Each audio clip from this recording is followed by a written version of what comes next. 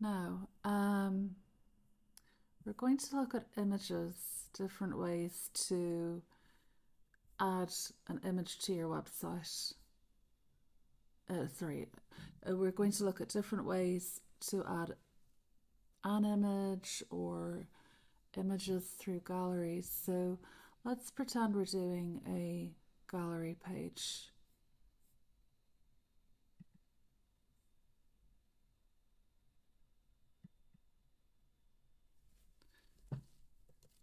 Gallery.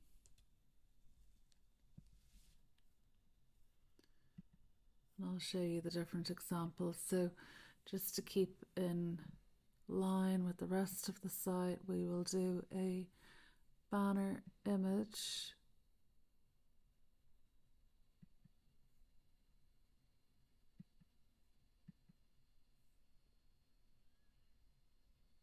We can just use anything here. I'll just use that for now.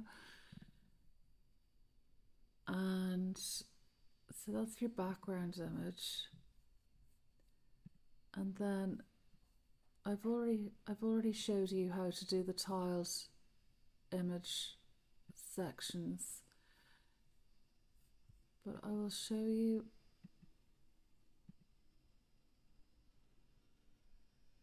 and we'll just use what we've already uploaded.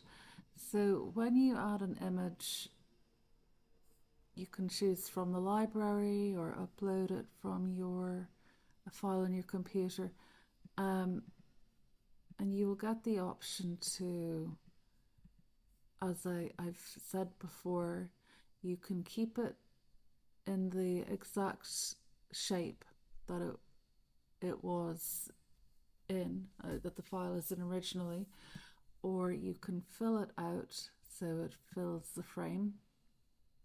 That's obviously important if you're going to tile the image, or if you want it to take up a whole section with no padding. You can also create different shapes. There's so many shapes, and you've got your different ratios up there. So there are a lot of fun things you can do.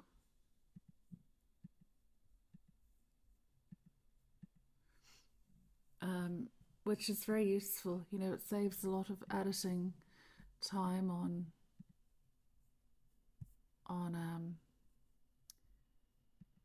Photoshop or Canva, etc., to be able to do that. And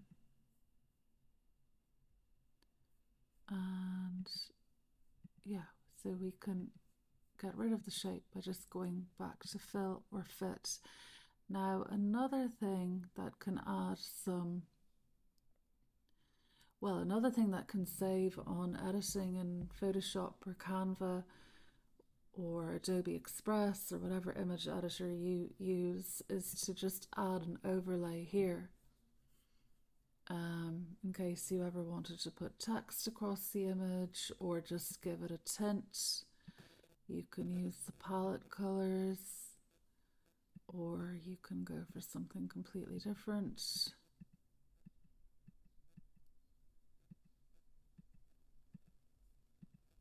You know, particularly for banks and things, you often see a blue or a green overlay. But we won't have an overlay here. Image effect can be interesting. Again, it's the parallax that I find most useful. It works a little bit differently when we add it to an image that isn't a background image, because it usually creates sort of a diagonal movement, but you can change the movement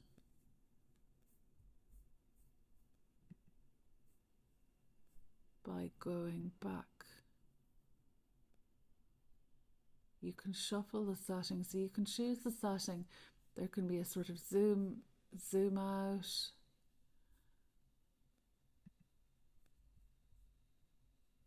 They have lots of presets, and every time you press the shuffle, It gives you a different option that you can explore. You can also customize it yourself,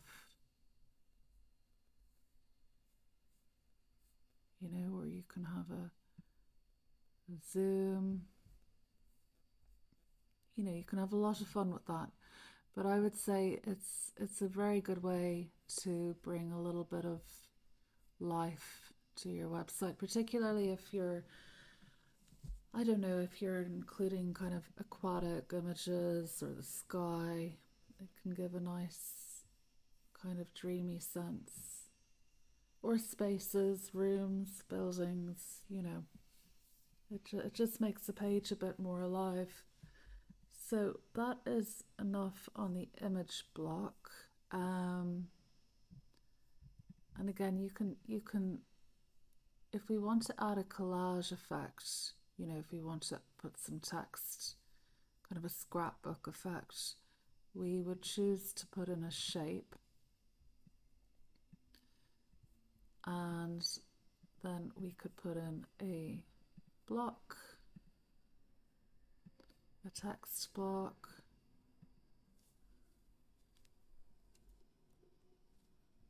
an inspiring note.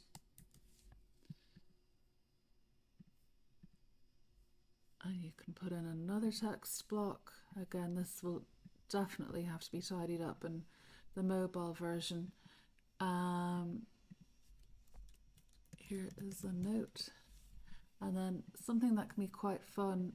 So again, you can change the color to something from the palette or anything that you like. And then it can be quite nice sometimes to take down the opacity so you get a sort of sense of translucence.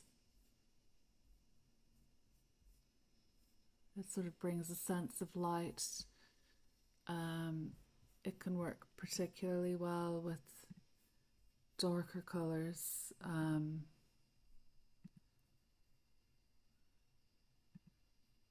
Or like sometimes navy.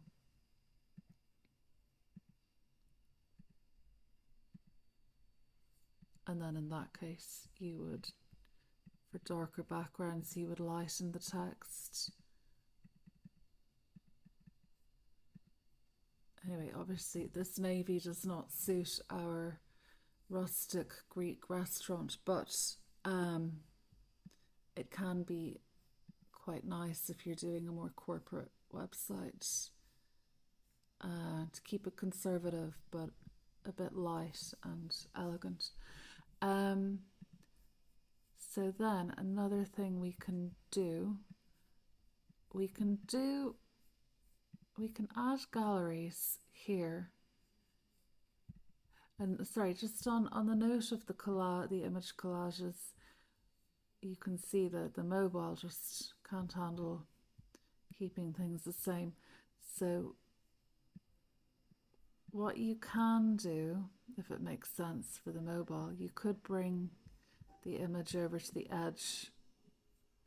It's really only going to work better if you have it filling the frame, and then you could do something like that.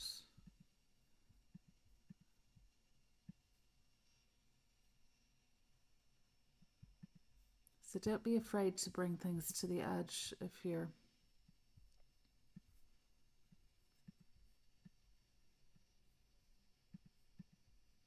but not the edge of the shape block.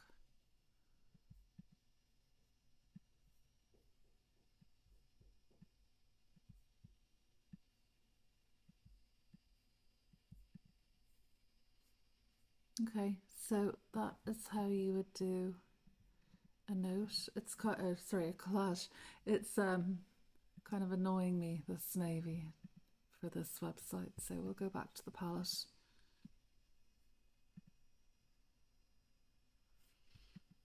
Okay. Now going back to desktop. So if we want to add a gallery, there are plenty of options. We can do that within the section. So add a gallery. By default, they give us a grid gallery, which I will spread across. But you have many different options. So let's upload some media first. If you want to upload new files from your computer, you click on that. If you want to add something from your library, we will click on the little plus icon, search images, and we can click on a few images from within the library here.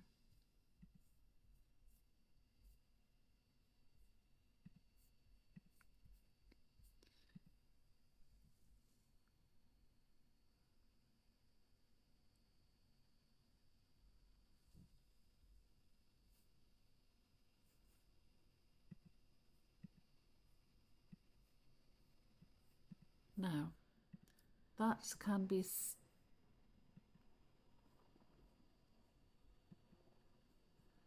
okay, that is a little bit strange that normally this works. Actually, we don't want that. We just want that.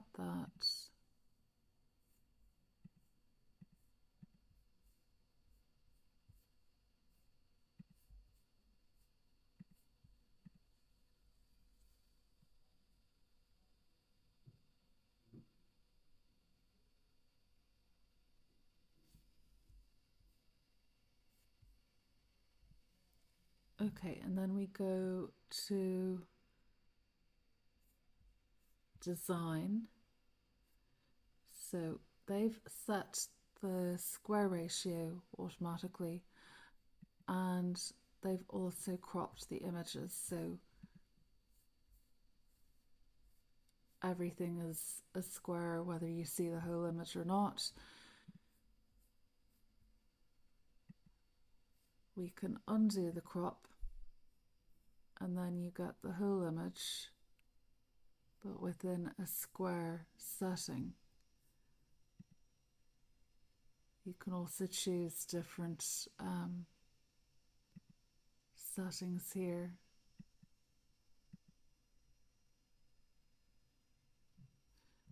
And then you can change, the number of thumbnails you have per row. You can also decrease the padding between images. You can add, if you tick the light box, it means that they will pop up.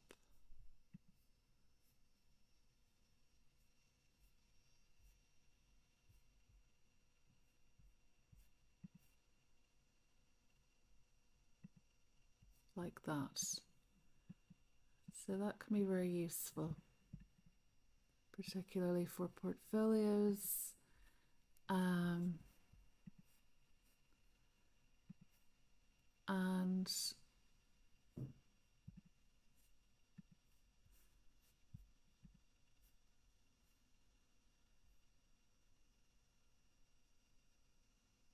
yeah, you can choose the lighter background as well on the pop-up.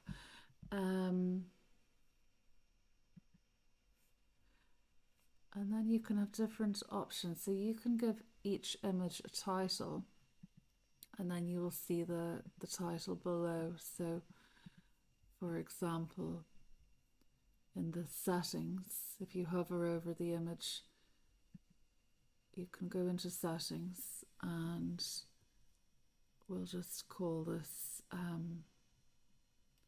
lunch time.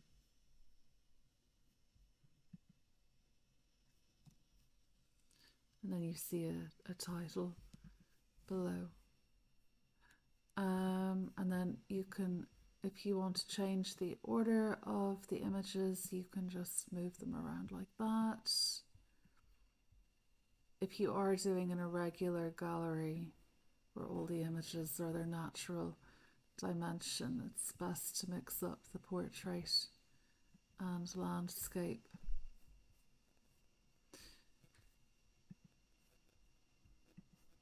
images.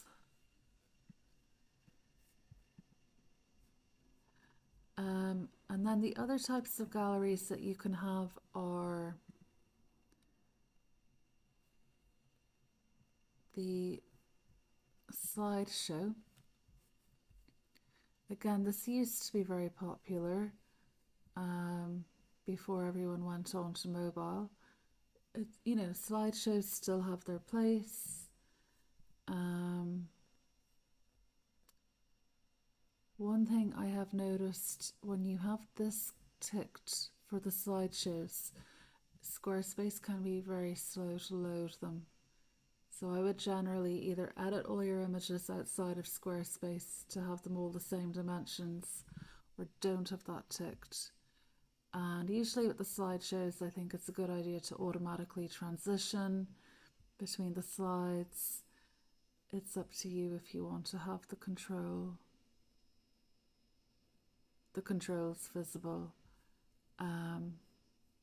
We can see our little title is visible there, or we can take that off, and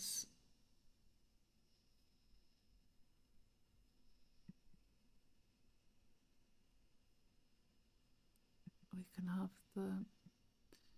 I think it's best to keep the background transparent so we don't have that grey tinge. So that is how you create a slideshow. The thumbnails have not loaded in the editor, but we'll see if they load in the preview. Oh yeah, you can see them there. So I mean, it's quite nice, but I don't think that a slideshow displays images as well as a grid gallery, particularly in our times of mobile usage, and when people are just, you know, they like a grid with the Instagram effect because it allows people quickly scan through the album, and then they can click into what they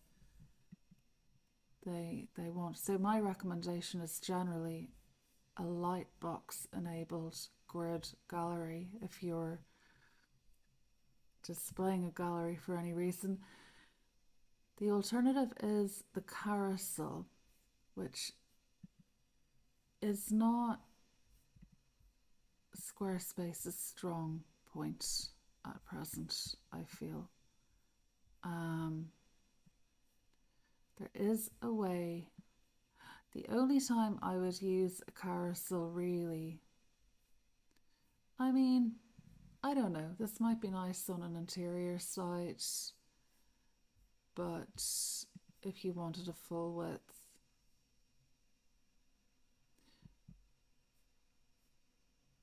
I don't know, if you wanted a full width, like scrolling carousel at the bottom, I suppose it has its place. Yeah, it might work well for an interior site or a venue site, but does it lend well to the user looking at all the images, getting an overview and browsing themselves? No, I would more see this as a mood accessory. And the other place that carousels are useful for are logo carousels. You know, if you want to say you've worked with the following clients, but actually Squarespace's carousel block does not lend itself well to that, even because you have very little control over the size, the height of the carousel. You can adjust it with some coding, but even then it's really too big and there's too much padding for a logo carousel. So I will in another module teach you how to do that, but it involves a bit of coding. But yeah, I mean, it has its place. It's just, and then there's this, which again, I mean, I am not really sure why and when you would use the stacked gallery.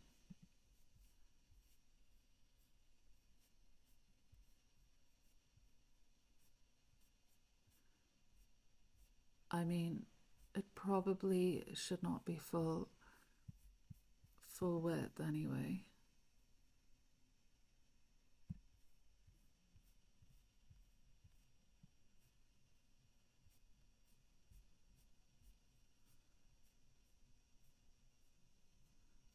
I mean,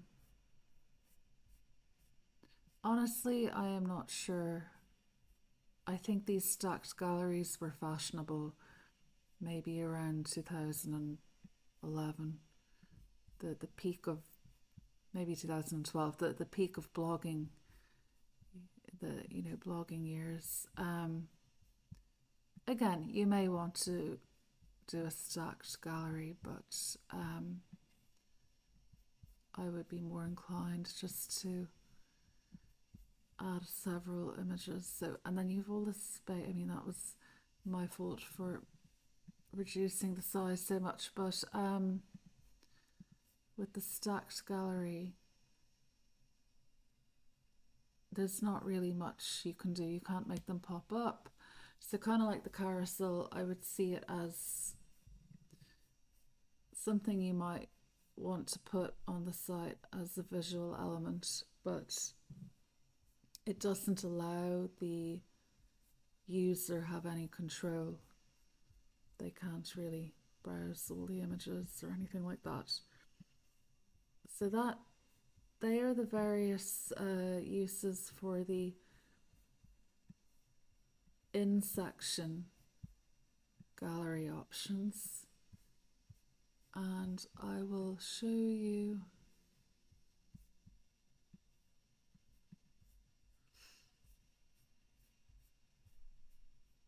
getting rid of unnecessary space, particularly in the mobile version, is something that you have to be mindful of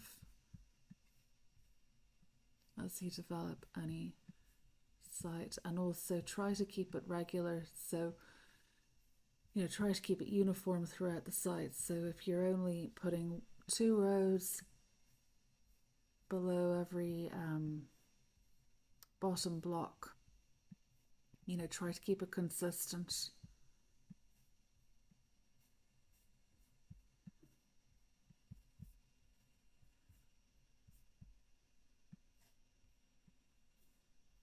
And then the other way to add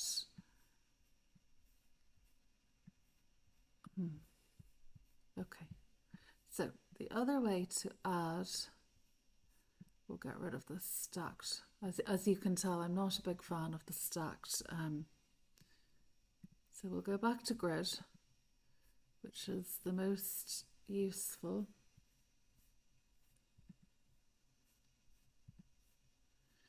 And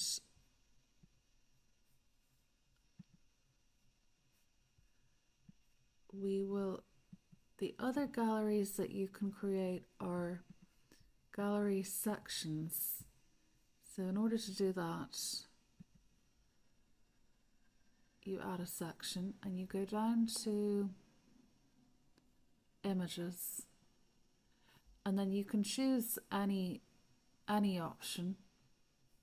They do normally load, but you can choose any option.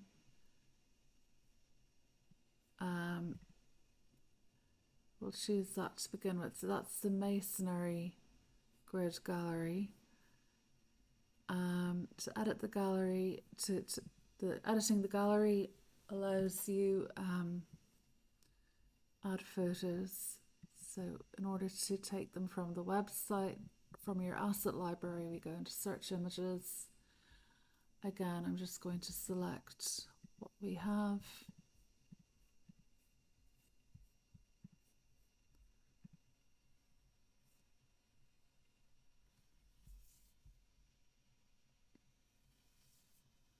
And for some reason, it's not working.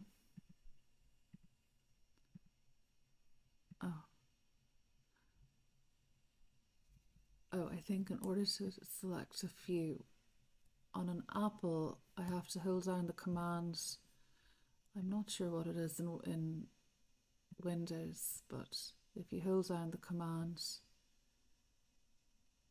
button as you select, you can add a few.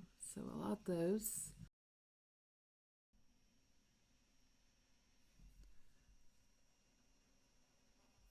And then I will select that, again holding command down to select them all, and then we will delete the 4 of those, confirm,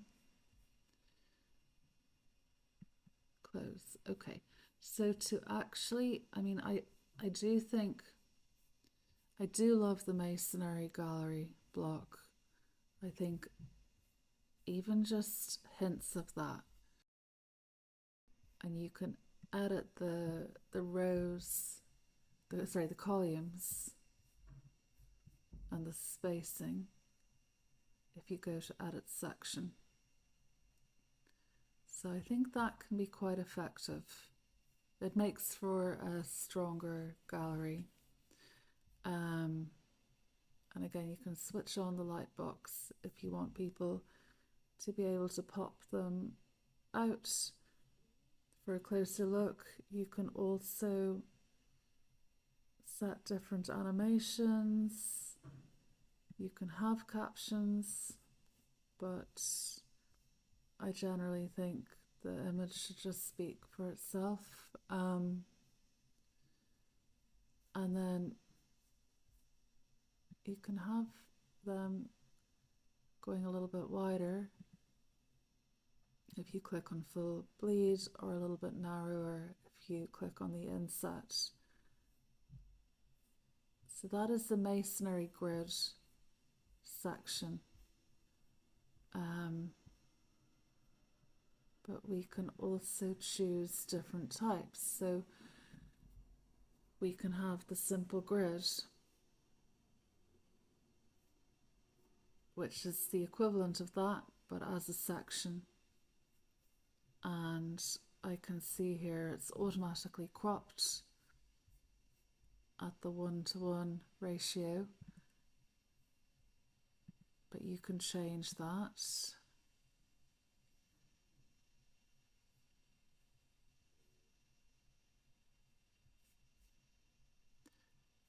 One thing though, you can't change all the images will appear as though they are cropped in whichever aspect ratio that you choose.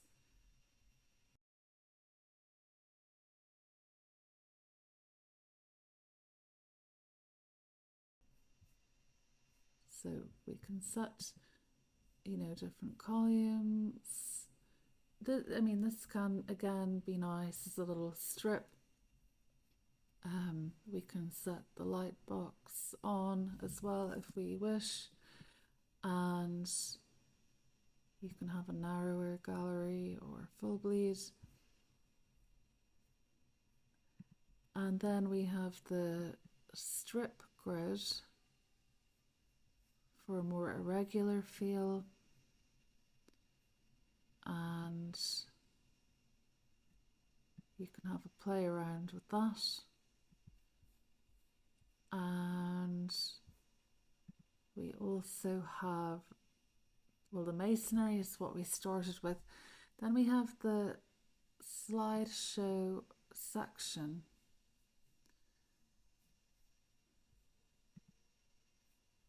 which is very similar to the in section slideshow. You can set the height.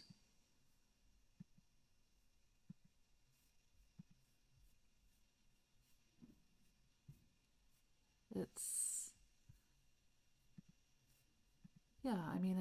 slideshows were all the rage.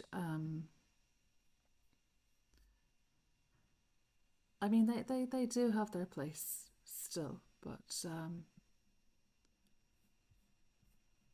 you can add a divider, a shaped divider to these gallery sections in the way you can with the normal sections. So that's a simple slideshow. I think if you're bothering to put in a slideshow section, the full slideshow is more useful. And you can choose different types of controls, the bullets. I would generally go hidden and autoplay.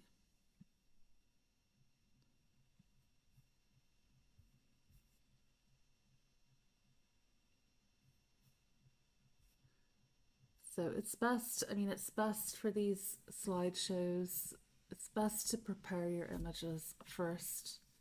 So they're all the same aspect ratio.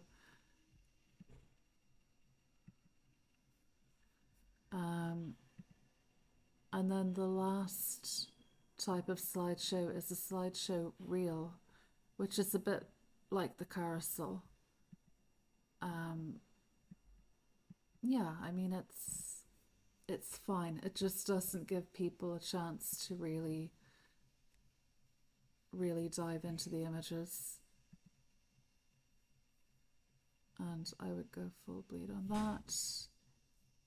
And the controls you can set, probably none is more effective.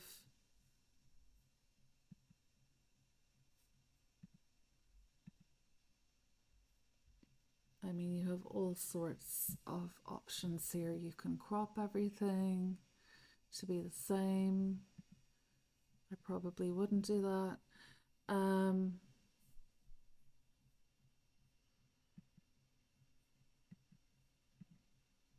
So you've many options you can play around with. I mean, I think that looks quite cool. I generally, but I don't think you need the arrows. So we'll get rid of those for a more modern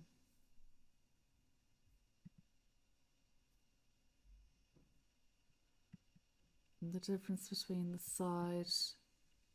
If you want that stretched edge to edge, you would go overflow or none. So I mean that can be useful for property websites, hotels, studios, restaurants, as we're doing. Yeah, so that is all I have to say on galleries at this moment in time.